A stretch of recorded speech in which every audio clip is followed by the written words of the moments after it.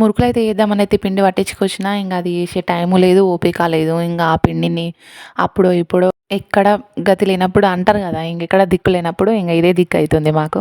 ఇంగ ఇదే చేసుకొని తింటున్నా. ఇంగ పిల్లల కోసం ఎర్లీ మార్నింగ్ 4కే వండేస్తున్నా అన్నమాట. అన్నం ఈ 3, 4 డేస్ అయితుంది.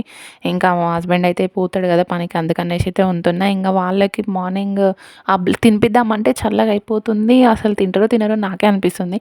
ఇంకెందుకులే అనేసి ఇంగ ఒకరోజు ఉప్మా, ఒకరోజు దోశ, ఒకరోజు ఇంగ ఇది అనమాట. ఏదో ఒక రోజు అయితుంది. ఇంక ఈరోజైతే సెట్ అయితుందేమో అనేసి అయితే ఇంకా వాళ్ళకైతే ఏద్దాం అనేసి కొంచెం ఉప్పు, కొంచెం కారం, కొంచెం అల్లం ఎల్లిగడ్డ, ఒక ఆనియన్ చిన్న చిన్నగా కట్ చేసి అయితే ఏసేసి ఇంగ చేస్తున్నా.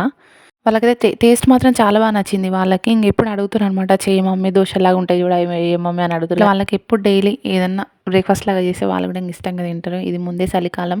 ఇంక ఓపిక లేకపోయినా ఓపిక తెచ్చుకొని మరి ఏదో ఒకటైతే చేస్తున్నా వాళ్ళ కోసం. ఇంకా పిల్లలతో పాటు బాబు కూడా తింటుండు. ఇక వానికి కూడా అలవాటు అయిపోయింది morning morning thanks for watching.